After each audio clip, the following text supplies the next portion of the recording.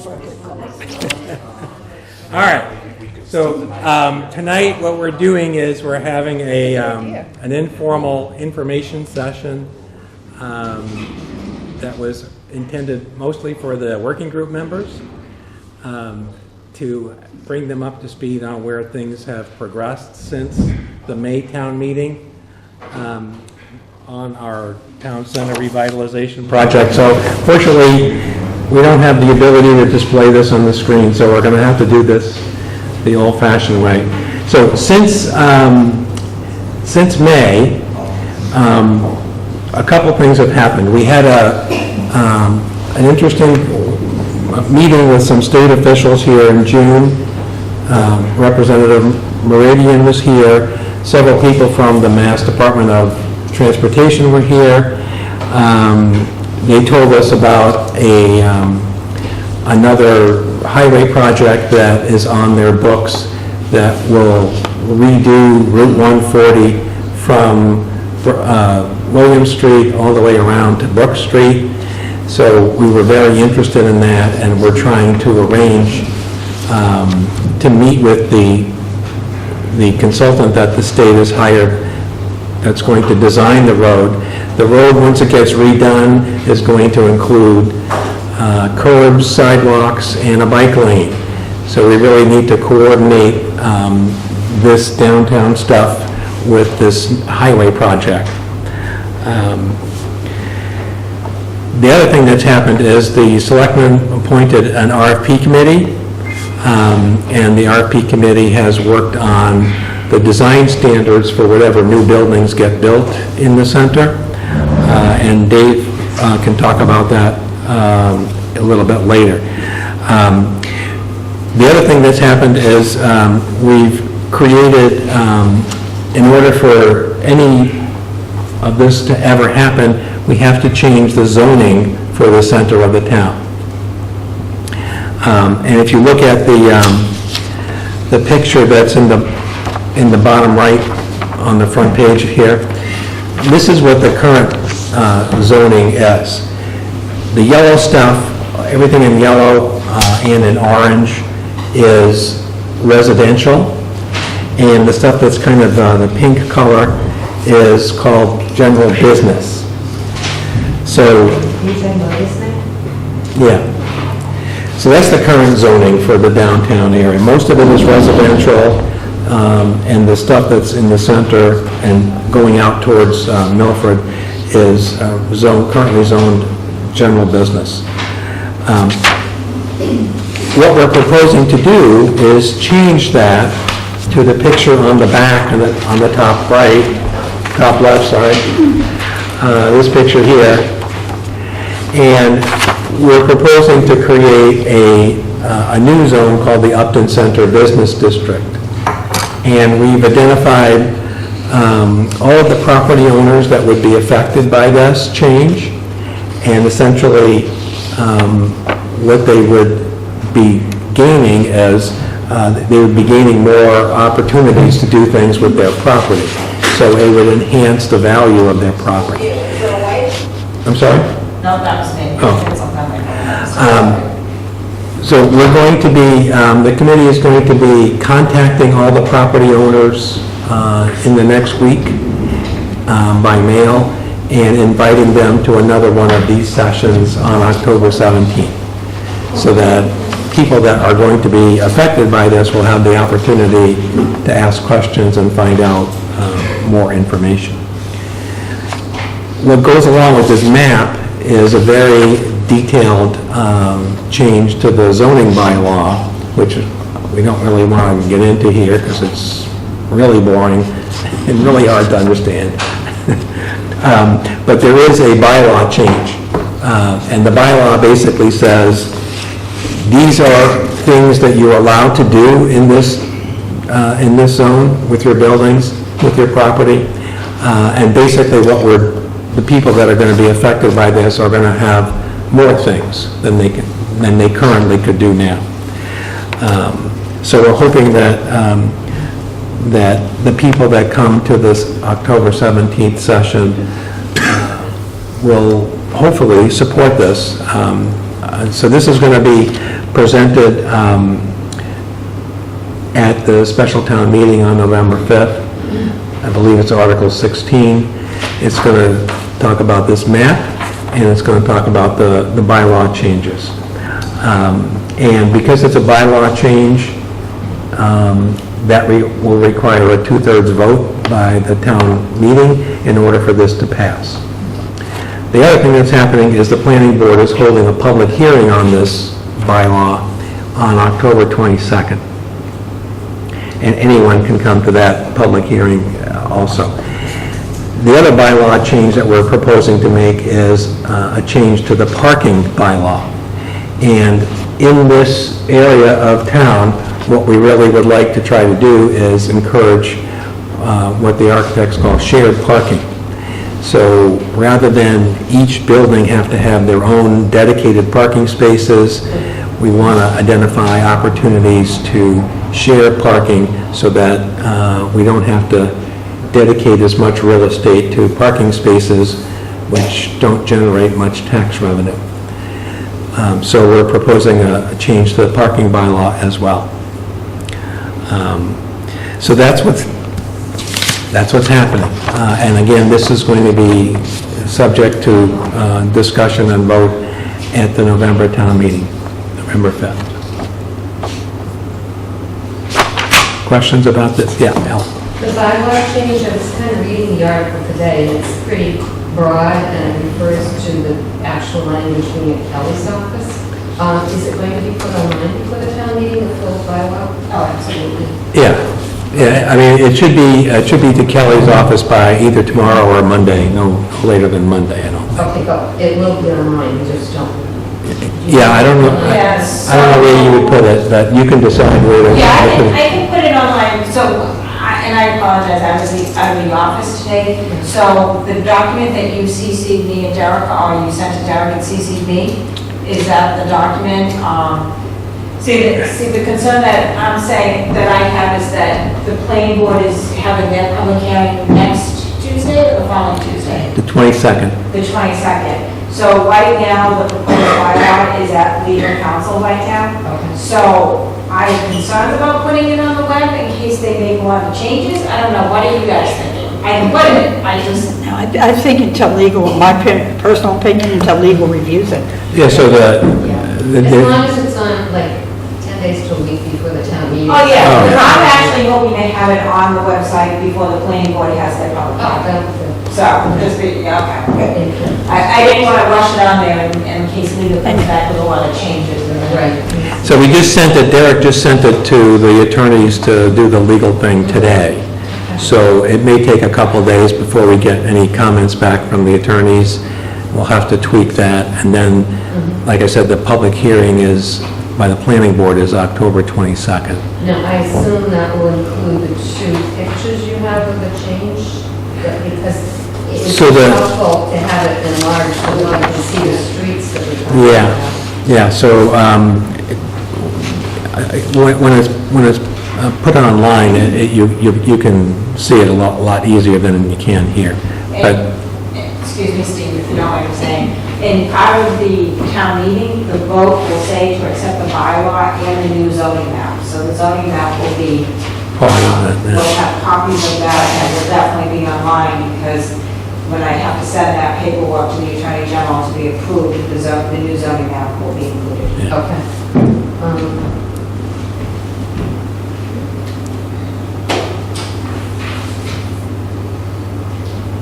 When you spoke with the people from the Highway DOT and Meridian, did they indicate what they had in mind for the changes in this general area, or is it just the sidewalks and the bike lane? So Or they're- are they still talking rotary? They're only thinking about sidewalks, bike lane, curbs, and they were not aware that we were hoping to improve the intersection out front. So part of what we need to work with them on is understanding, what they would be willing to do with respect to the intersection out front. The other thing they were not aware of is this vision picture shows Grove Street being rerouted. They were certainly not aware of that either. So that's why it's important that we meet with them, so that we can have a conversation with them about what impact would this have on their plan, and what can we do together to help make this, accomplish everybody's goals. When is their project slated? Do they have it on the map? I think it's It's either 22 or 22 or 20, yeah. They So it's, have yet to start actual design. Okay, Yeah. so it's we actually thought- a good. Yeah, so we thought it was good that we could get them out here before they Right. had anything in their head. And they're not opposed to that either. right, and so the feedback that we got from the people that were here in June was they were very open to wanting to, work together on this, so I'm hoping that it will have a good outcome. Awesome. Yeah. Is there, so I was looking at this map, and a lot of it looks like it's currently in the general business. So for the zones that are currently in general business, are they gonna get any added benefit with the business overlay?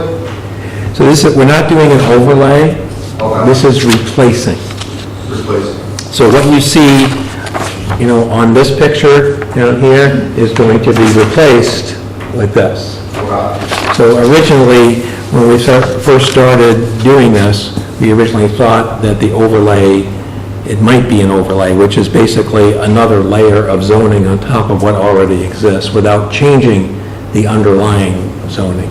And after discussing it, the committee decided that it would be more effective in terms of getting closer to this vision sooner rather than later if we replaced the zone, if we changed it. So I mean, and this is hard stuff to understand, but the difference between an overlay is like you have two sets of rules, the underlying rules which don't change, and then the overlay rules. What we're proposing is one set of rules, and those rules are going to be dictated by what's in the bylaw for the Upton Center Business District.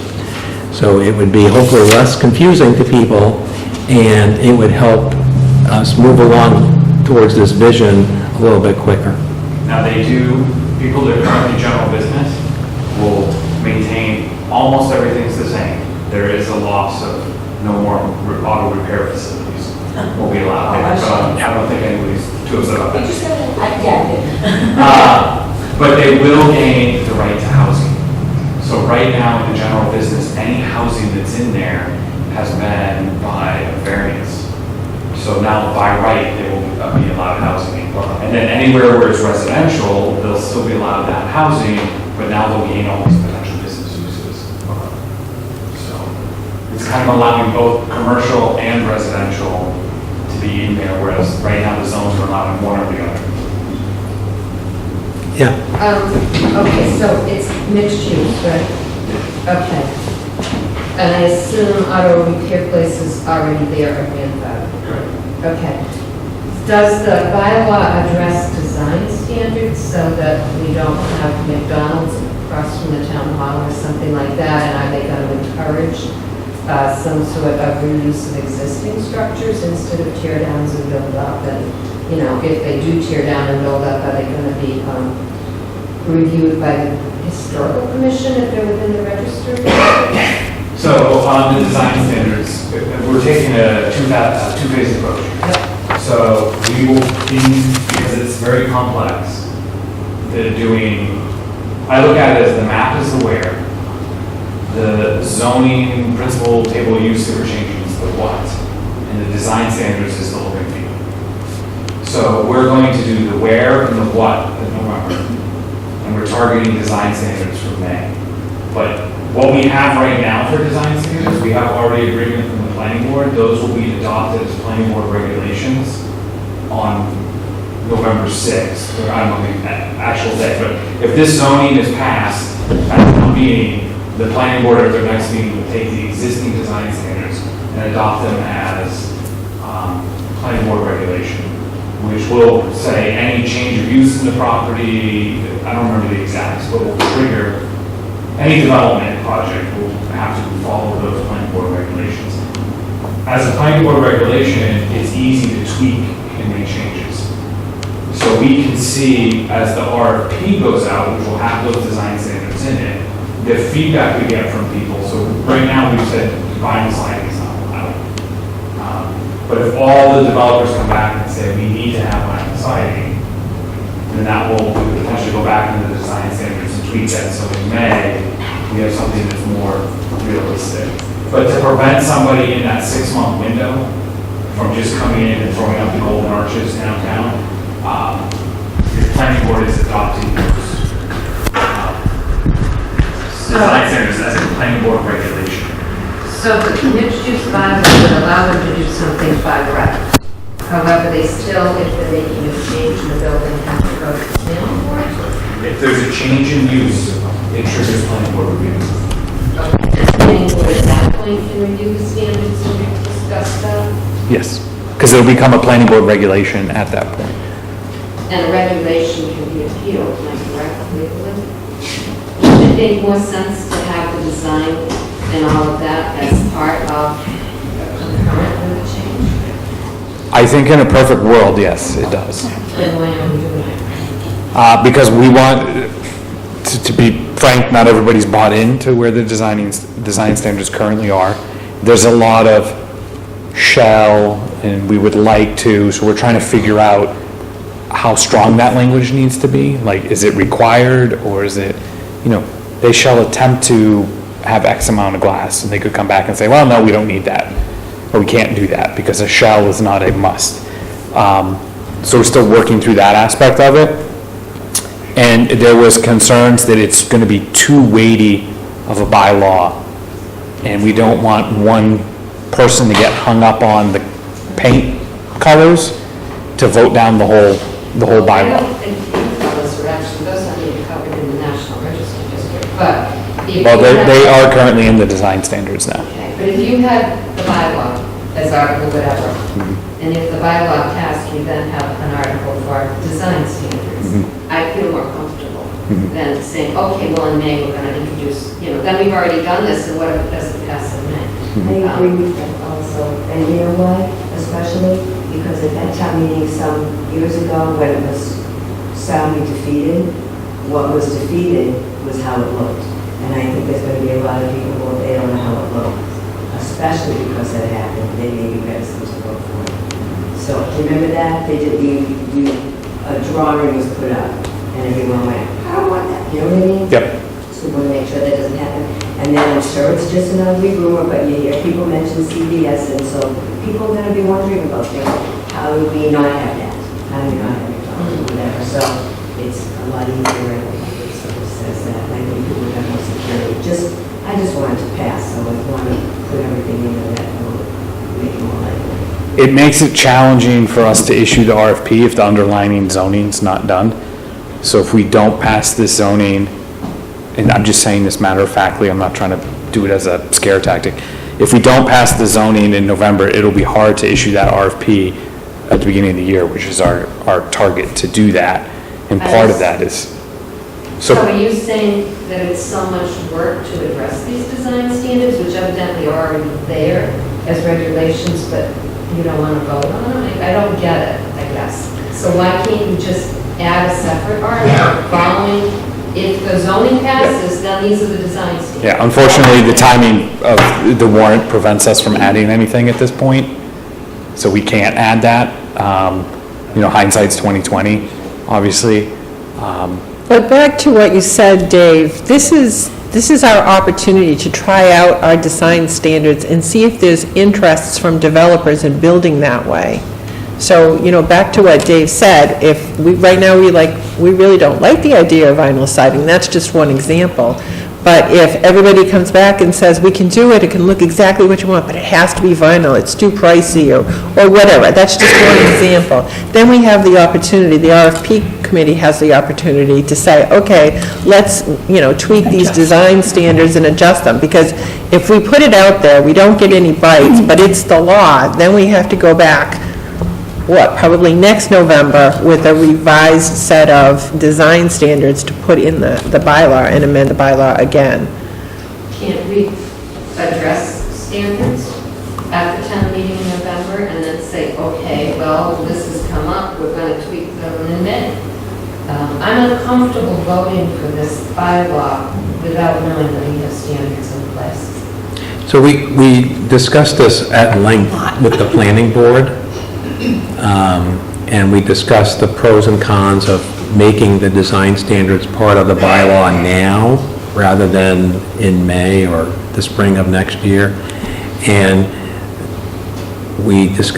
so we asked them for some options, and one of the options they suggested was, well, we could make the design standards a planning board regulation. They have other things that are regulations that the planning board enforces. And the benefit of doing that is, like Dave explained, if we put a RFP out and the responses that we get are so far off from what our design standards are, nothing is going to happen. So the idea is, let's keep it as a regulation for the first go-round until we learn about what things we could put into the design standards that we all would like. And when it comes time for the next special town meeting or the next annual town meeting, maybe at that time it would make sense to codify the design standards and put it into the bylaw. But since we've never done anything like this ever, it seems like we have an opportunity to learn something, and that opportunity, we take advantage of that so that next year, next spring or whatever, we could tweak them a little bit based on whatever feedback we get from the developers who respond, and codify it into the bylaw then. Because if we do it now, and it's not right, we may lose, the developers are going to look at our bylaws before they decide if they're going to bid or not. If the bylaws are too restrictive, they may not bid. So we want a little bit of flexibility just so that we can learn what things can we do and what things are going to cause developers to not want to bid, and tweak the bylaws, after we learn that. And the zoning all by itself that's a lot. Yeah. For people to, this represents meeting after, I'll point to this. This represents meeting after meeting after meeting after meeting. And just to discuss what properties should we include, how far out should we go, what do we make this change? This is a big change for us. It's not small. And it's involved numerous meetings and a lot of, I'll just leave it at numerous meetings with the planning board, with the ZBA's been involved. It's not been something we just sat down and drew. So this represents a lot of discussion. And then also the, Steve, I don't even know how to say this, but the standards, not the standards, but all the writing that goes with this. The table of uses. Yeah, the table, pardon me, that escaped me totally. The table of uses, that involved, I can't tell you how much time. So to bring this before the town meeting all by itself is going to be a lot for people to take in and really try to understand. And we've met with a lot of different groups, but still, when you bring it to the town meeting, it's going to be... Right, and the other thing too is that the design standards, the draft that the RFP committee produced, is fairly detailed. And detailed. So having that be part of a bylaw now, it would be very difficult. I mean, everybody's going to like some things in it and not like other things. So it doesn't seem like this would be the right time to make it be part of the bylaws, since it's difficult enough to get people to understand the zoning change, let alone what the design standards say.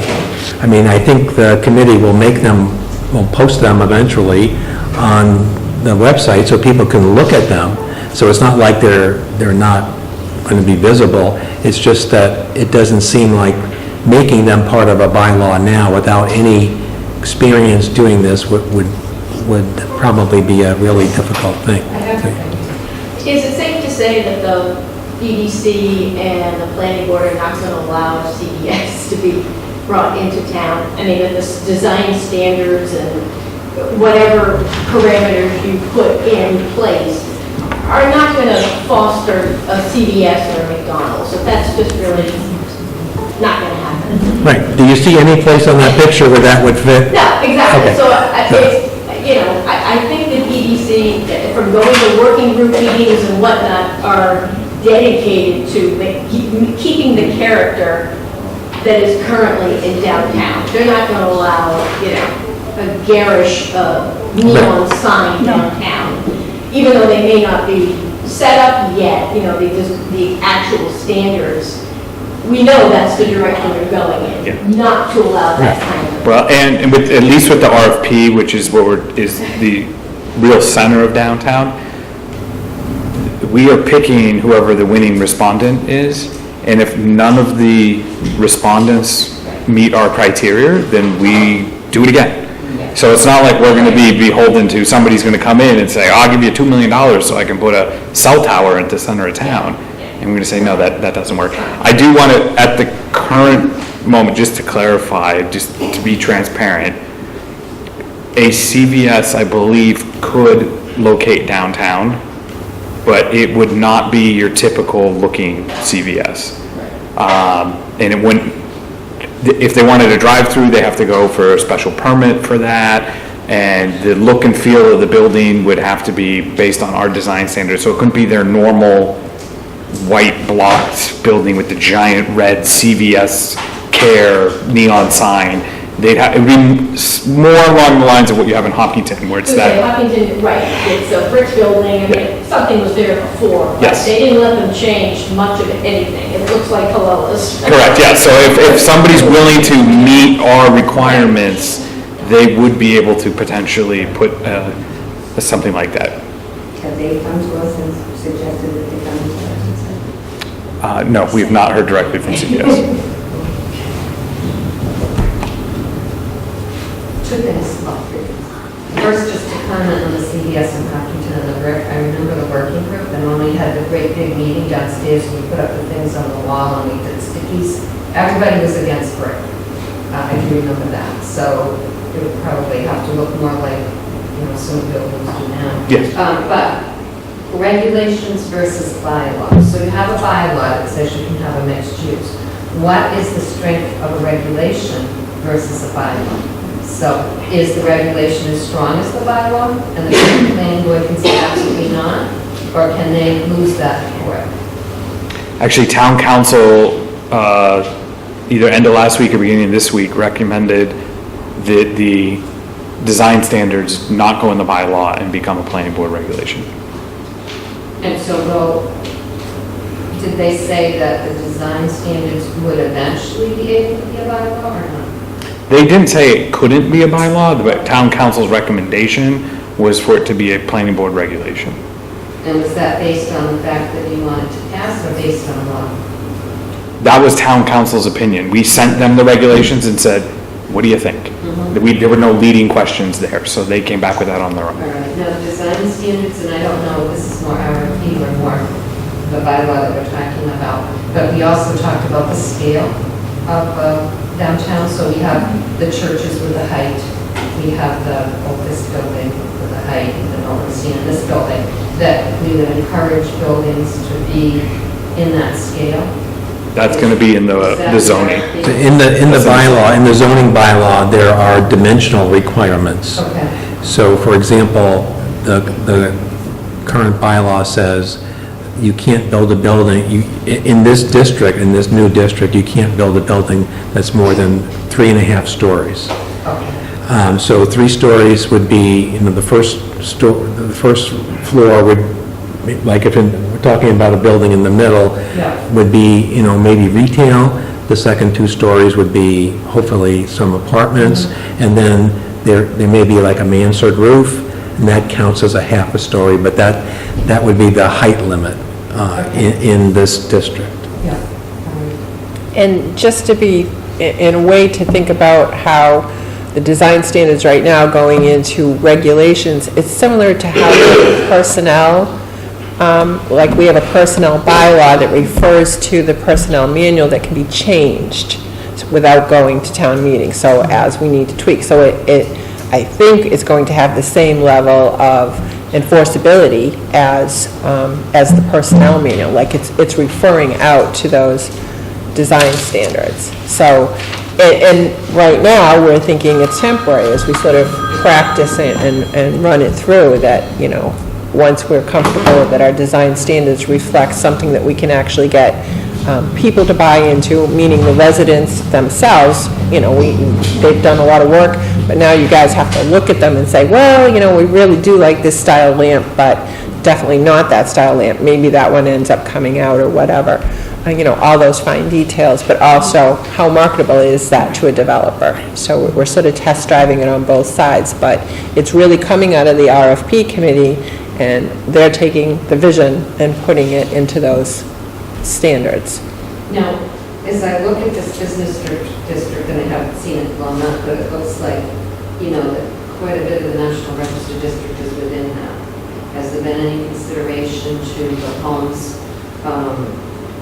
such as the Underground Railroad homes, for example, as being excluded from this, if they did not go out as mixed use, or taking some of the more significant historic buildings? All the buildings that are in the district, except for this building, I think are privately owned.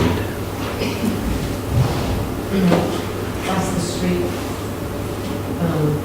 the Miltonstein's not privately owned. Right. So except for Milton and for this building, I think all of the buildings, the homes, are privately owned. So Right, but you're talking about a bylaw that is talking about private and public places. right, but this proposed bylaw and the existing bylaw doesn't change anything. So for example, if a homeowner under the existing bylaw wanted to do something to their home, if it's not allowed under the current bylaw, they can go to the Zoning Board of Appeals and get a variance. And 9 times out of 10, that's what's going to happen. So the difference between the current rules and the proposed rules, there basically is very little difference in that. Ideally, we don't want people to have to get variances to do things. So by making this district the way we've shown it here, the rules will be very clear as what you can and cannot do, and there'll be, I think, a lot fewer variances that would have to be granted for people who want to do things. Somebody wants to add a deck onto their house, they shouldn't have to go before the zoning board to get approval for a deck, unless there are some mitigating circumstances. But, so like I said, if somebody owns a building that is historic, it's personal property, and we can't dictate to them outside of what the zoning rules say, what they can and cannot do to their property. It's theirs. Well, can't you write it into the zoning bylaw that it excludes certain places? But it doesn't matter if it's excluded or not. They still have the ability to make changes to that property through a variance. So whether it's in the district or not, it doesn't change their ability to change their property because it's We there. have no way to dictate to people what they can and cannot do to their private home. No matter the historical value of it at this time, that's the way it is. The only thing that the commission has is a demo delay. But I've put, thinking about this, if we can pick up our downtown and make it more valuable, I think it's going to give people the incentive to take, bring their homes along with that. I mean, we've let the downtown run down. Nobody's come forth with any money to help these people that have these historical homes. But if the buildings around it become more valuable, I think it makes the building itself more valuable. Maybe it goes to another hand. Maybe people want to fix it up because everything around them is looking better, and you're having more people. It just, when things start going down, and we absolutely have a lot of historical homes that are going down, it just keeps sinking. We need to bring it up. And we have no way to keep, right now, and even after this, if someone lives, if I have a house right in the middle of this, and I decide I want to paint it green, we really don't have anything to keep that, or keep it, paint it purple or whatever. We have no way to, it's their private home. Has the Historical Commission taken a vote to support or not to support? Say that again, please? Has the Historical Commission taken a vote yet on supporting or not supporting the bylaw? We have not, we've supported the initial, absolutely, that, to change, but we haven't, it's not complete. We haven't seen the whole, everything in front of us. So do you have? But we have several people on the commission. I'm on the EDC, we have another commission member that's on the RFP. I think that's about it for a commission, but they're very much involved in this process. My only concern, I think Ellen was kind of hinting at this, is my only concern is if all of the neighbors around the particularly important historic homes start to build businesses, then that particular home, the Underground Railroad homes that are concerned, they'll be kind of incentivized to put in a business, sell it. If they know that they can make a lot of money by selling their house and rebuilding it as a new business, they'll be financially incentivized to do that. So I feel like including these certain very important historical properties is financially incentivizing them to rebuild their. I understand what you're saying, and and I just had said this to you before, that it also, I can think of a couple of homes in town that, I don't know how many of you own an older home, an antique. They are expensive. They're expensive to maintain, and not everyone has the money to maintain them. And if you had a antique shop in your front parlor, in the front part of the house, and lived upstairs, that's going to bring you, you've got to keep the look, and it's going to help to support the house. I mean, we lived at 89 Main Street, and I really wanted to open an antique shop in the garage there to help pay for the house, because we had to do so many things. But there is a plus side to it as well. It's hard to, I don't know, I guess and I may be naive, I just feel that if the town picks itself up, that we become more walkable, that we have some nice, some interesting businesses, I think it's going to make the homes in town more valuable. I think so too. What concerns me is I look at this and it looks to me like this is going to be a larger business district than we have in West Upton. It looks like more properties are available to be businesses. It's a big increase. And when we were talking about that, we were talking about like 4 or 5 buildings, because that's what we're talking about. We're talking about the real actual center of town. We already have businesses further down Main Street, and in both directions. So it's So I mean, not we're just, going from MGM, which is a business, but currently in Yeah. single residential, So like country Gasco. super, like all the way down to Gasco. So it is bigger than that map. Is this or is this further? No, that's correct. Gasco's on the far right, Actually, that's what we're doing. Oh, okay. and on the far left, or going towards West Hampton, is MGM. Yeah. so what we did was, we took all the properties that are abutting 140, and from the working group sessions, people told us where they thought the boundaries of the downtown were. That was one of the things we talked about. So we're kind of trying to align this with the feedback that we got from the working group sessions. And the reason it's more, there's more red here is because we went down Grove Street as well, because there are important properties that we want to include in this on Grove Street. But for the most part, it's properties that are abutting 140 or fairly close to abutting 140. And some of them going down Grove Street, correct me if I'm wrong on this, literally, the front of it is residential and the backyard is You know, the business. the current zoning is kind of a hodgepodge. You can see that that pink thing in the middle there on the current zoning map. Yeah. Well, there are many properties that part of it are in general business and part of it are in residential. And it's just kind of, it's like, why did they do that?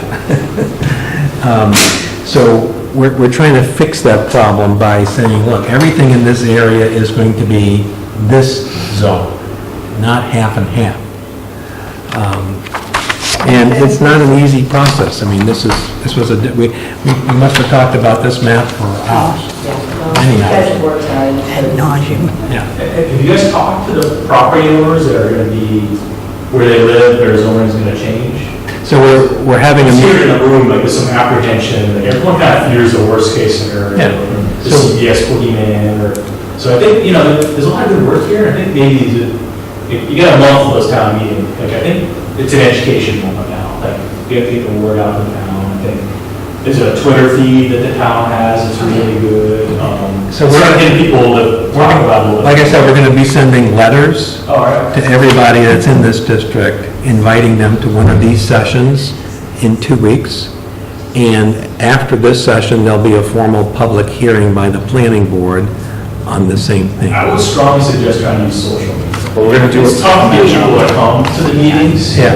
If you can push information out, Okay, the letters, the interesting thing, at the Heritage Day, that we had a little, little show, and we have either one or two people ask why they weren't in the district. Right, so we've gotten inquiries Like, from well, this people too, who how come we're want not to in be the in district? the Or district. something. That was interesting.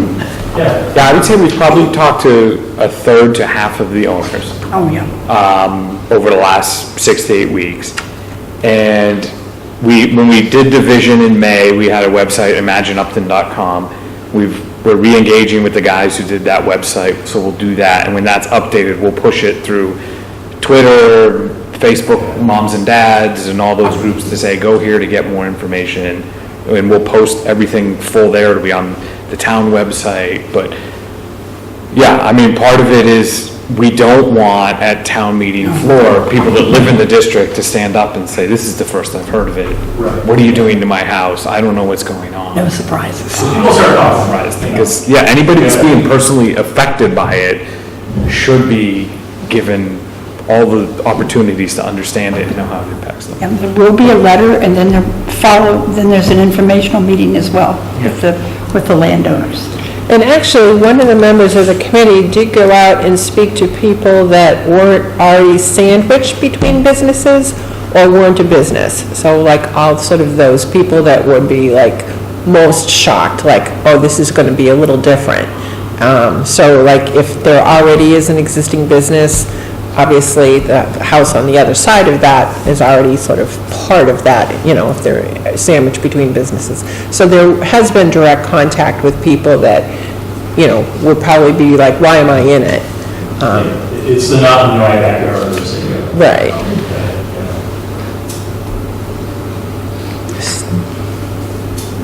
You mentioned you're notifying everybody that's in the district.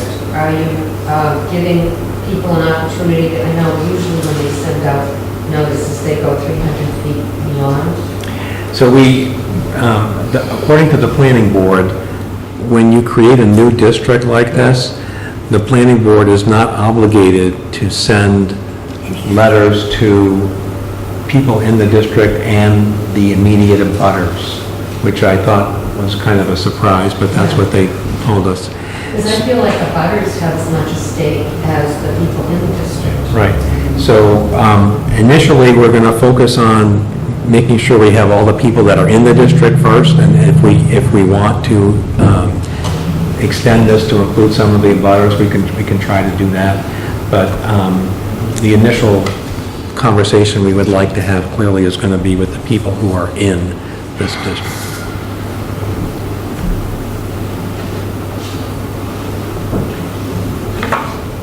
Okay, are we done with this? I have one question that I would like you to answer, because I think it's going to be a question that's going to come up. Can you talk a little bit about how the shared parking isn't sort of a free-for-all, that it's more regulated than that? So one of the things that the architects who helped us with this told us to try to do is to create shared parking. So the parking lot that is over here, this is a really good example of shared parking. It's shared by all these buildings. We're sharing this one parking lot. And the idea is, instead of each building having to calculate how many spaces they need, and then adding them up and saying, well, for those 4 buildings, you need 150 spaces. It could be that some of those spaces are only used in the morning, some of the spaces are primarily used in the afternoon, some of the spaces may only be used overnight for apartment people who are renting apartments. So there's this notion of shared parking, and several towns around here have actually created bylaws to encourage shared parking. So we contacted our planning partner, CMRPC, and they gave me some bylaw language that allows you to calculate what the shared parking, if you want to encourage shared parking, how do you calculate the number of spaces that you need? And you can look at concurrent use, non-concurrent use, and you can make some assumptions, and all of that has to be described in a plan, and all of it then goes before the planning board. So there is a review by the planning board before any of this would actually happen. But the idea is to, instead of building big parking lots that are 3/4 empty, build smaller parking lots that hopefully would accommodate everyone's needs without wasting a lot of real estate. That's the shared parking. Thank you. So since towns around here are doing it, it doesn't sound like that would inhibit somebody wanting to build. Sorry, I'm not saying this right, but it doesn't sound like shared parking is going to stop a developer from doing the project. No, actually, it would encourage developers because they make more money on buildings. They don't make money on parking lots, right? So the more land they can actually build on, the more money they're going to make, the more excited they're going to be about this. So I think it would actually be a huge benefit for a developer to know that we are, interested in shared parking. When we were renovating Town Hall here, we were looking at sharing parking with United Parish, their parking lot. And we came close to having a deal, and the last minute it fell apart. But that was another example of, how instead of building the parking lot across the street, we could have had one, right over here. But it didn't work out. So that's what shared parking is really intended to do. Who builds the shared parking scheme? It depends. So, if the owner of one of these 4 buildings, the owner of one of these 4 buildings could build a parking lot and say, I will lease parking spaces to the owner of another building for X dollars a month or whatever. So basically... Who has to do it, or is it going to be the developer? No, it's whoever owns the building, it's not the town. So basically, you enter into a lease, agreement, and say, I can use this many parking spaces during these hours, and I pay the owner of the parking lot a fee for that. And that's much more economical than forcing, a developer to build more parking spaces. And again, we don't want to encourage, we want to encourage people to walk, not to park, if possible. Yes, Ellen? Where are we with Warren Street closing? And assuming that does close, in this discussion of that to bring in extra parking, is that part of the shared parking here? So Kelly could probably talk about that. So we finally got our conservation permission, so we're waiting for the final documents from the engineer, and then we're gonna put it out for bid. There is a little bit of concern that we're getting a little bit late into the winter season, so we might be doing at least the depression in the sidewalk before the winter sets in, so it really depends on when we get that out. And once we start the construction, the vote that the Board of Selectmen stated is to close Warren Street temporarily for the construction of the new parking lot indefinitely. What about behind town hall? I think, I know it's on that map, Oh, this right here? Yeah. Yeah, that's like a parking garage, and that's probably like a parking deck. There's no plans in any immediate future that I see of something like that happening. We also don't own that land. And we don't own that land, so that's why and I would say it's not part of the shared parking that Steve was referring to, because, it's across the street, right now we're just looking at it for town hall purposes, and it's increasing us from 14 to 21 spots. It's all going to be brought into the building. So I would like to say it would happen before winter, I'm just not quite sure it's gonna. Other questions? Matthew? What are your plans for the meeting? You're going to obviously make a presentation. What kind of presentation are you thinking of? So, for the people that are in the district? No, I mean for the town meeting, will someone from the EDC be making a presentation? Oh, absolutely. And what will likely happen is we can't put the text of the bylaw is not in the article because it's just too complicated and too long. So what we're going to do is provide a handout when you check in. You'll get a handout that has the text of the bylaw and a larger map. So when we get to Article 16, a member of the EDC will give a short overview of what it is we're talking about here. And you have in front of you, you'll have the bylaw with all the details and the picture of the map. So we'll try to explain, explaining to people at town meeting, the details of a bylaw change is very challenging because not everybody understands bylaws. I certainly had to learn a lot about this, and I still don't know everything. But we're going to try to explain this as simply as we can and try to answer anyone's questions about this so that everybody understands. And there's a lot of text with it. There is. And the text is very small. I just noticed, are we going to discuss the design standards tonight? I just saw it on the agenda. What? It says discuss draft design standards. So Dave already talked a little bit about this. Is there something else that you... Sorry. So the RFP committee's been, we split up the work that the EDC would do the map and the table of use, and the RFP committee would work on design standards. So myself and Craig, who's here, are on the RFP committee, along with, there's 6 other people, most of them originally from the working group.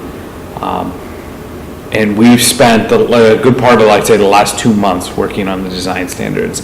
The document now, I believe, is 10 pages, mostly text. There's some photos in there to demonstrate kind of what we're looking for. We cover everything from what I would say is the infrastructure. So right now, sidewalks are required to be concrete with granite curbing. We spent a good hour plus just talking about the street lamps that are going to be in there and picking those out, making sure they meet dark skies requirements. And they have Catherine Worsham, who's also on historic, pulled pictures of what the lamps look like 100 years ago downtown. So we tried to pick a design that was very similar to that, but obviously with LEDs. We talked about the exterior of the buildings, including, and then the landscaping that goes with that. There's discussion on the types of signage, so you can have like a hanging shingle per se, but not a neon open sign in there. We talk about the finishes of the building along with the color palette. In the color palette, I believe we said is whites, beiges, and neutral colors. So we didn't list specific colors. So maybe that leaves it open to some interpretation that green is a neutral color. I don't think most people wouldn't think it is, but What if you just say white or neutral, don't say beige? yeah, I mean, that's one of the benefits of going through this. There's 10 pages of text, and there's a lot of words you can find and say, we shouldn't want this or that. There's discussion on if there is open space created, because maybe not right downtown we have open space, but further along there is. We talk about where you have to locate your utilities. So if you're standing on 140 and you look at a building, you don't see HVAC units sitting on the roof, they have to be hidden.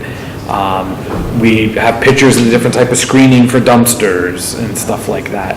It's all Great, and in. it's helpful, because, people ask us about these things, so it's good that we know. And can we see this at some point? So we have a RFP, our next meeting is Monday.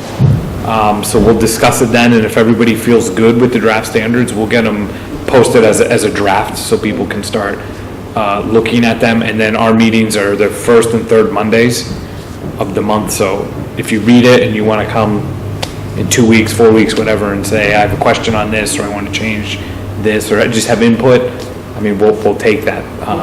It's still doing that, so.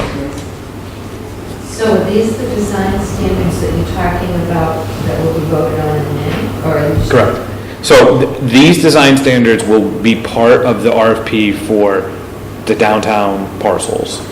But we've written them to cover the entire district. So we're gonna get a test run for downtown, and we'll see how they go. And if we get feedback from developers that say, we wouldn't change it, but if they're like, oh, we can't do concrete sidewalks, we have to do blacktop, that'd be something to consider. I think we were pretty firm on the committee that it's gotta be concrete sidewalks with granite curbing downtown and not asphalt. Now, maybe they'll come back and say we want to do brick, and we'll consider looking at that. I So- thought you come back and say that if you do concrete, that you're gonna kill them with salt. Then they will design doing them again in 5 or 10 years. Well, we have concrete ones out front here that I'm pretty sure we get salted pretty heavily, and, it's been, how long have they been out there? Close to 10 years, and they look okay, so. But part of that, though, to think about is, we're gonna own that sidewalk eventually. So, we're asking for street trees to be planted near the sidewalk, and if people are putting down 1.5 inches of blacktop and that tree root pops it up, and it becomes some hazard, that's on the town now to fix that, to maintain that. It's part of the reason we're hesitant on brick. If the town has to be plowing or maintaining that, or is it gonna be popping the brick and stuff like that, so. Did the DPW weigh in on that? Not yet, so we also have the DPW wanting to look at the light we picked out, because if it gets hits with a plow or a car, I mean, does it, a lot of the signs now break off at the base for safety, but how do they get replaced? And, so that's again part of the reason we just felt we weren't ready for November for the design standards, because there's those issues in there. So, and the nice thing is, the planning board can take the current draft, adopt those. They can't adopt them now because they cover the Upton Center Business District, which does not exist. So we have to wait till we create that in November. They can adopt that, and then if we find out from DPW in early January, like we have to change the lamp post, the planning board, we can bring that as an amendment to the planning board. They can vote on it in their meeting to make the change. And it's a living document that's ready. If we put it in the bylaw, we would have to wait till May to make that change, which would potentially, a lamp post isn't gonna hold up a project, but something else may potentially hold up a project. Matthew? Hi. My name is Matthew. I'm the library director, and tonight I'm representing the Municipal Feasibility Committee. And most of you are well aware of what we're talking about doing, but we have a few new faces and we're being filmed. So if the committee doesn't mind, I will very, very briefly let you know what our current thinking is. And then we'd like to hear whether or not that fits into what the EDC is visioning and what the RFP committee is visioning. So I'm going to make use of this map a little bit. This is helpful.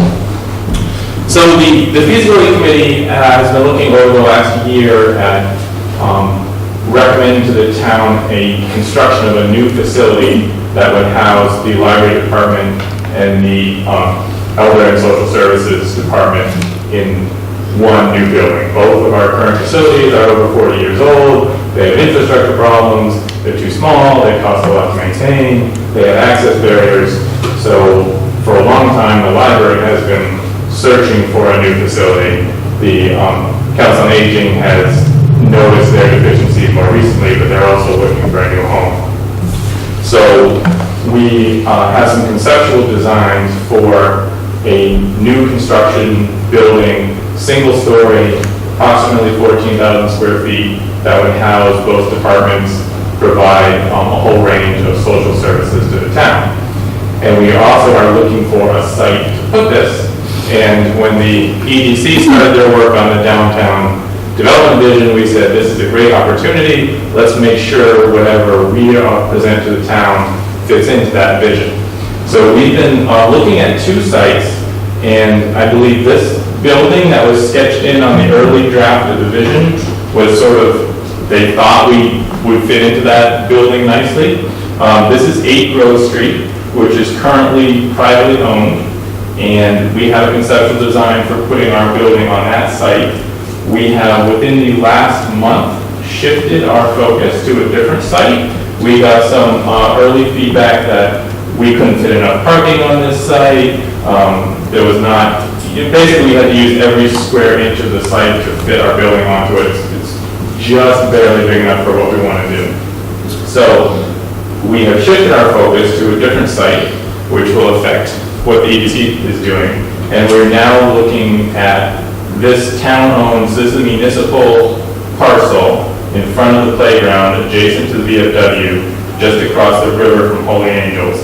And on this early draft, they had drawn in potentially 2 commercial residential buildings and some shared parking that would use that space. What our committee would instead propose is we take the same parcel that's currently town-owned and put our building, which would be kind of a long, skinny rectangle along this side, and then put as much shared parking as we could between the border of the town's land and the VFW's land. Probably end up shifting the playground a little bit. We're updating our conceptual plan now. We had a very early draft on this site, but we're getting it updated to get a better idea of exactly how many parking spots we'd end up with. Would we need to, clip the corner off the playground to make the building fit nicely?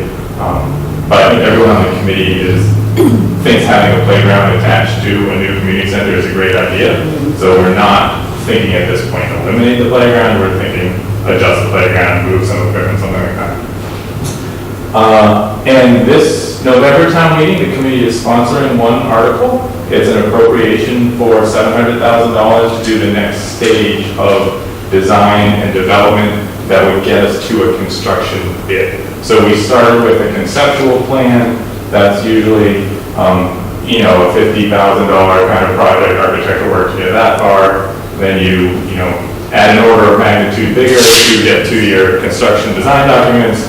And then you do another order of magnitude for the total project cost.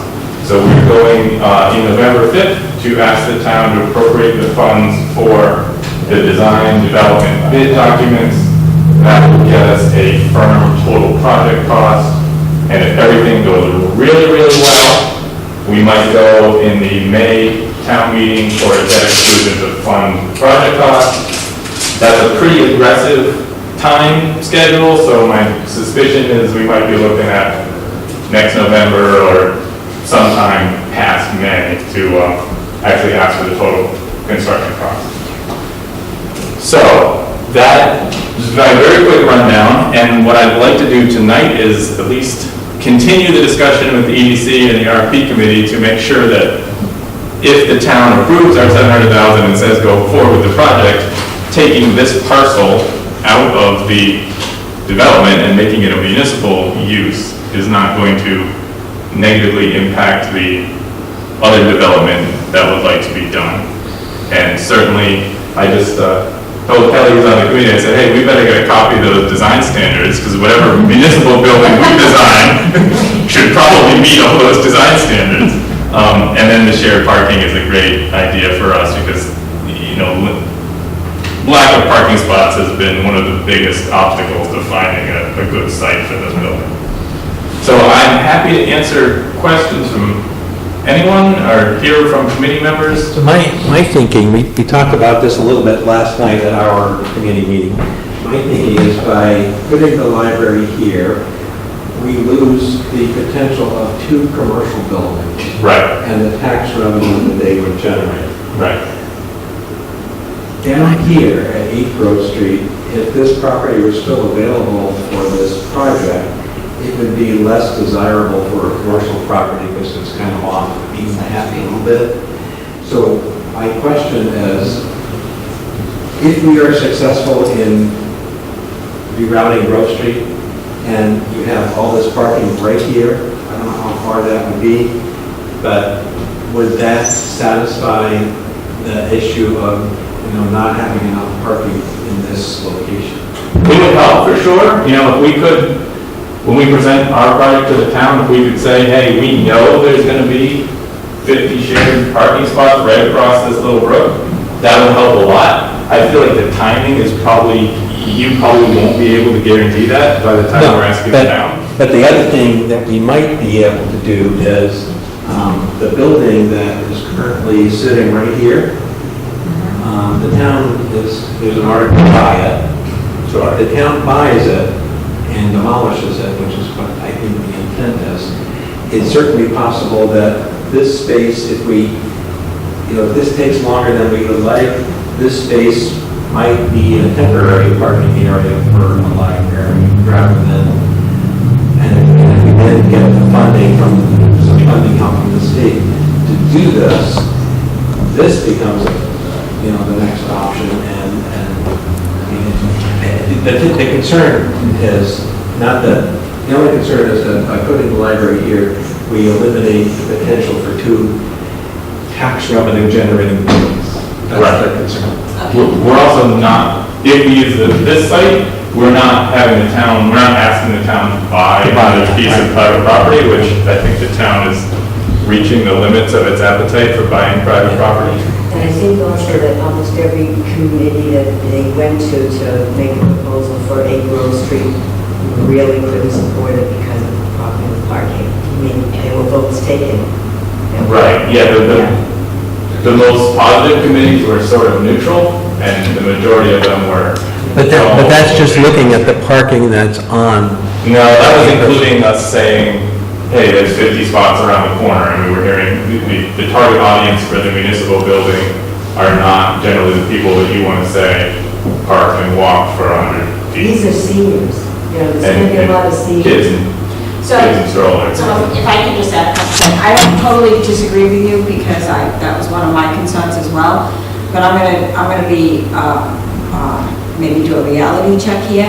Where if we don't end up moving Grove Street and Grove Street stays where it is, then Milton Esteem as well as 8 Grove Street will still be on the beaten path and would be desirable for a developer. Yeah, maybe. You don't get the tax from 8 Grove Street, isn't there? If it's a commercial building, yeah. Yeah. And if the library doesn't have a new home, the Milton Esteem building's not available for commercial development.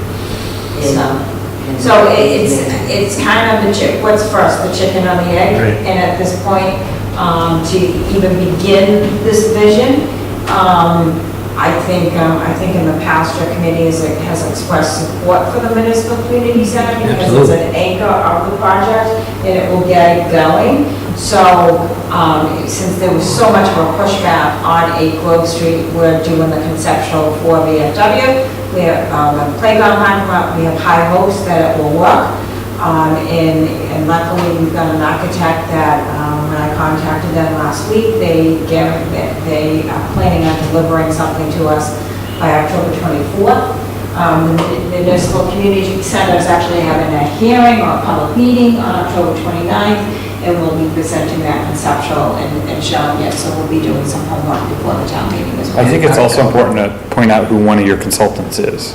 Oh, well, yes. So one of the consultants is Peter Flinker, the person that developed this, that was instrumental. In So he's well aware of the overall vision and helping that building fit into. Right. As a matter of fact, when I emailed the architect, well, I called the architect and I was informed that he was on vacation, but to send him an email. And he responded, even though he was on vacation, and said, can you give us an idea of what you're talking about? And I'll get Peter working on it before he even gets home from vacation. So, thank you for bringing that up. So, and to go back to what the consultant, Peter, said at the very beginning, the businesses that we're going to attract are going to be local serving businesses. So the locals are going to know that it's on Grove Street versus 140. And Stephanie's has not suffered from being where it's located. So, the locals are going to know where these places are. And that's really the primary clientele for any businesses that we're putting in this area. And if we don't get that building downtown because people don't support it on 8 Grove Street, I don't think we're going to do that well with our business district in general. We have to get those services downtown. And it brings people, I mean, we're talking, coffee shops or businesses. It gives, you can walk to the library, to the coffee shop, to the playground. I mean, that meets the vision. When you think about those meeting rooms are for the whole community too, not just for the library and the senior center. So that's like a big thing. I think they'll get used a lot. One of the things Richard suggested last night was, has the property ever been surveyed? The BMW? The town property? No, but I don't know if it's going to be a full survey that the architect is going to do, but they are going to be somewhat familiar with what the property lines are. Because the boundary between the town property and the... We're well aware of that, and the architects know they need to look at that. Yeah. The good news on that is that the plan is to put our building firmly on this town side. Okay. So, if the line between the VFW parking lot and the town-owned parking lot is 1 or 2 spaces one way or another, this will probably just all be parking.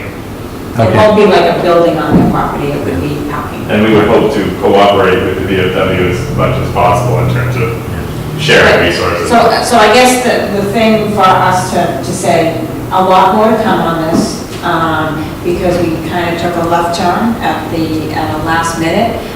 So we don't have anything definitively to show you, but this is what we're thinking. So this might be a good opportunity to try shared parking.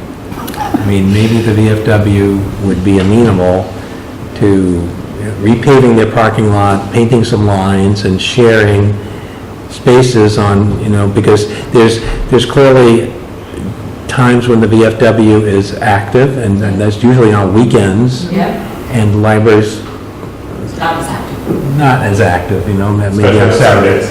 Especially on Sundays. So that would be a really good opportunity to try to do a shared parking thing. I think the complicating thing to do that is, I think the land, the property that the VFW building is on, it's not owned by the local host. I think it's owned by the national. So we know there's some steps that we need to take, but this is purely conceptual at this point, and if we feel like the parking can work and the building can work, but we're hoping to have some savings than what we were originally projected at 8 Grove Street because of the way they had to fit it onto 8 Grove Street, so a lot more to come. There's also more parking by the VFW ball field behind the VFW building. Is I don't know what Eaton spaces here and that way too, so there's more parking than at each show. Ellen, you have a question? Several. First of all, I have to say I changed my vote from an absolute no to a possibility yes. But I still have some concerns, and I think you're going to have a meeting between now and the town meeting where I can ask them. October 29th, we have a very rough conceptual plan that the architects did quite a while ago. We will have an updated conceptual plan. We'll have a count on exactly how many parking spots we are talking about. We'll have a better floor plan So we'll know what's happening to the playground. And we'll have a cost estimate. So by October 29th, we'll have a lot of those answers. And then some of the more detailed things, that's what the $700,000 gets you to. We won't know exactly what color the building's gonna be, or what the roof line's gonna look like, or, what the sidewalk's gonna look like, but we'll have a conceptual plan that at least will say, is this the direction you wanna go or not? And it seems like the price is coming down. I know that was very helpful to one of the select people the other night in terms of. Right, by switching sites, so. Let's not commit to that until we get something. Well, we know we won't have to go to the road. We don't take down the building, we don't clean it up. Ellen? Well, when it talks about the VFW, the biggest issue I see is their carnival. But, that's a discussion with them. The point that not having the library at 8 Grove Street, that does open up, I'm not sure how big the parcel is, but at least one business that's tax paying. I have reservations about the Norton Steam Building and the fact that the Historical Museum is not being considered in any of this. And all of the ideas I've heard for where they could possibly have the Upton Historical Museum are not good. Okay, so Yeah. can I answer that right now? Couple thoughts. One, Norton Steen's not, if we were to build this building, it's not like the Norton Steen's gonna be coming down the next day, so the Historical Society would still have a spot. And an idea that Steve Rakuten, and I'm giving him full credit for. I love this idea. It was the day that I came over and visited the museum, and I believe you probably went that same day. We had a meeting. It was a cable meeting, wasn't it? I'll fully admit that. And he came up with the idea, if we vacate the COA at the mill house, that used to be the council, that used to be the hat factory, you could put the Historical Society there. It's an idea. It's not a good idea, for a number of reasons, which I'd be glad to present. Well, we'll talk. Some of the other Let's talk offline You've about got that. a lot of considerations, which is space and the facility itself. Well, it's twice as big as what they have now. Yeah, but the parking, and the other thing is, what is the More range? parking. They got the more parking, less parking. 8 spots as an open steam building, 8 spots at Millhouse. No, I don't think so, because now if you'll notice at the senior center, don't they have spots that certain ones are reserved for the house? Only 8. But the apartments is Spots minus the bus. So we're seven spots. So we can talk offline about that. That makes the perfect thing in the So again, a lot more about the Historical Society and again, we are fully aware of, and we're not going to leave the Historical Society homeless. I'll be perfectly honest, I would like to go back to the plan that's in Matthew Gabbard's library, available at the library, and that is, there is a plan to have an open esteem become a library and retain the historical commission. And I personally would prefer that and see a separate building for the senior center. I feel like blending the services the way I've heard, that sooner rather than later, it's going to be an inadequate facility for both, and that we are eventually going to build another facility for one or the other for that reason. And I still am not 100% convinced about the blended, so I still have a lot of reservations. So I would highly recommend that you come on October 29th, and we can hopefully address a lot of those concerns. It's actually viewed as a benefit to both Matthew and Janice, that the buildings would be, or that the departments would be in the same location. And actually, Negative, they actually see it as quite a big positive. I agree that I would like to see them under the same roof, but in separate spaces, not blended. Actually, Alan, Derek mentioned last night that he visited the senior center in Hopkinton and the senior center in Ashland. And one, I don't remember which one of them, do you know which one? Ashland's separate. Ashland is separate, Right. and Hopkinton is combined. So in Hopkinton, No, the no. seniors, No. Hopkinton is separate, and Ashland, the senior center is upstairs, and the rec no, but it's center- it's one level. Okay, so Hopkinton, there was one level, Yeah. and Ashland, there was 2 levels. Yeah. So what he was saying was that in Ashland, because it was on 2 levels, it was not as interesting a place as Hopkinton was, where everything was on 1 level. I've actually been to the Ashland Library, and I like it very much. None of the library. The senior center. The senior center. And the rec center, and it didn't work at all. Yeah.